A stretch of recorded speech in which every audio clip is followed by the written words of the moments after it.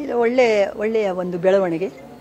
ದೇಶದಲ್ಲಿ ಪ್ರತಿಯೊಬ್ಬ ವ್ಯಕ್ತಿಯೂ ಕೂಡ ಘನತೆಯಿಂದ ತನ್ನ ಒಂದು ಘನತೆಗೆ ಕುಂದುಬಾರದ ರೀತಿಯಲ್ಲಿ ಆತ್ಮಾಭಿಮಾನದಿಂದ ಬದುಕಬೇಕನ್ನೋದೇ ಸಂವಿಧಾನಬದ್ಧವಾದಂಥ ಒಂದು ಇದಿದೆ.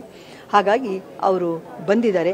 ಸರ್ಕಾರ ಅವರ ಆತ್ಮವಿಶ್ವಾಸಕ್ಕೆ ಯಾವ ತೊಂದರೆನೂ ಇಲ್ಲದ ಹಾಗೆ, ಅದನ್ನು ಕುಂಠಿತಗೊಳಿಸಿದ ಹಾಗೆ ಅವ್ರ ಬೇಡಿಕೆಯನ್ನು ಈಡೇರಿಸುವಂಥ ಒಂದು ಭರವಸೆಯನ್ನು ಕೂಡ ಕೊಟ್ಟಿದೆ. ಹಿಂದೆ ಸರ್ಕಾರಗಳು ಮಾಡಿದ ತಪ್ಪಿಗೆ ಇವತ್ತು ಯಾಕೆ ಆ ಜನ ಅಷ್ಟೊಂದು ಕ್ರೌರ್ಯವಾಗಿ ನಡ್ಕೋಬೇಕು, ನಾವು ಅವರನ್ನು ಈ ವಾಹಿನಿಯಲ್ಲಿ, ನಾಗರಿಕ ವಾಹಿನಿಯಲ್ಲಿ ಬೆರೆಸಬೇಕು ಅನ್ನುವಂಥ ಒಂದು ಮನಸ್ಸನ್ನು ಅದು ಮಾಡಿದೆ. ಹಾಗೆಯೇ ಶಾಂತಿಗಾಗಿ ನಾಗರಿಕ ವೇದಿಕೆ ಕೂಡ ಒಳ್ಳೆಯ ಒಂದು ಕೆಲಸವನ್ನು ಮಾಡಿ ತುಂಬ ಶ್ರಮಪಟ್ಟು ಅವರ ಮನವೊಲಿಸಿ ಸರ್ಕಾರಕ್ಕೆ ಕೂಡ ಕೇಳಿಕೊಂಡು ಕೆಲಸ ಮಾಡ್ತಾ ಇದೆ. ಇದು ಒಳ್ಳೆಯ ಬೆಳವಣಿಗೆ. ಈಗಾಗಲೇ ಅವರು ಶಸ್ತ್ರಾಸ್ತ್ರವನ್ನು ಹಿಡಿದು ಸುಮಾರು 25 ವರ್ಷಗಳ ಕಾಲ ಹೋರಾಟ ಮಾಡಿದ್ರು.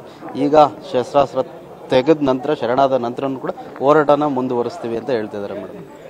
ಆ ಹೋರಾಟ ಮುಂದುವರಿಸ್ತೀವಿ ಅಂದರೆ ನಮ್ಮ ಹೋರಾಟಗಳಿದಾವಲ್ಲ, ಈಗ ರೈತ ಹೋರಾಟ ಇದೆ, ವಿದ್ಯಾರ್ಥಿ ಹೋರಾಟ, ಪ್ರತಿಯೊಂದಕ್ಕೂ ಹೋರಾಟ ಮಾಡ್ತಿದ್ದೀವಿ. ನಾವೇನು ಸುಮ್ಮನೆ ಕೂತಿಲ್ಲ.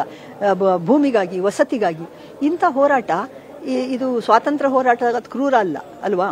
ಅದೇ ರೀತಿಯಲ್ಲಿ ಸ್ವಾತಂತ್ರ್ಯಕ್ಕಾಗಿ ನಾವು ಹೇಗೆ ಹೋರಾಟ ಮಾಡಿದ್ವೋ ಹಾಗೆ ನಮ್ಮ ದೇಶದಲ್ಲಿ ಇರುವಂಥ ಜನ, ನಮ್ಮ ಸಮಾಜ ಸುಸ್ಥಿತಿಯಲ್ಲಿ ಇರೋದಕ್ಕೆ ನಾವೆಲ್ಲರಿಗೂ ಸಮಬಾಳು ಸಮಪಾಲು ಬರಬೇಕು ಅನ್ನುವಂಥ ಕಾರಣಕ್ಕೆ ನಾವು ಮಾಡ್ತೀವಲ್ಲ.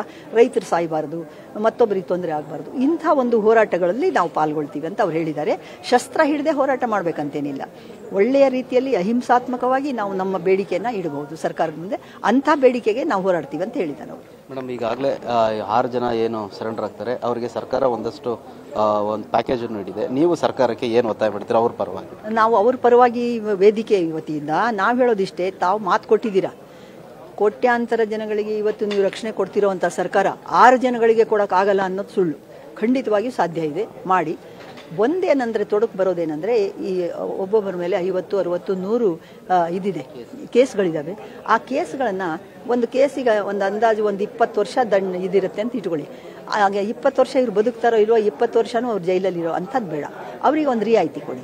ಅವ್ರಿಗೆ ಯಾಕೆಂದರೆ ಅವರು ನೊಂದು ಬೆಂದು ಹೋದಂಥವ್ರು, ಅವರು ಭಯೋತ್ಪಾದಕರಲ್ಲ, ಅವರು ನಕ್ಸಲೈಟ್ ಅಂದರೆ ಕೇವಲ ಆತ್ಮವಿಶ್ವಾಸಕ್ಕೆ ಧಕ್ಕೆಯಾದಾಗ ಹೋಗೋಂಥ ಜನ.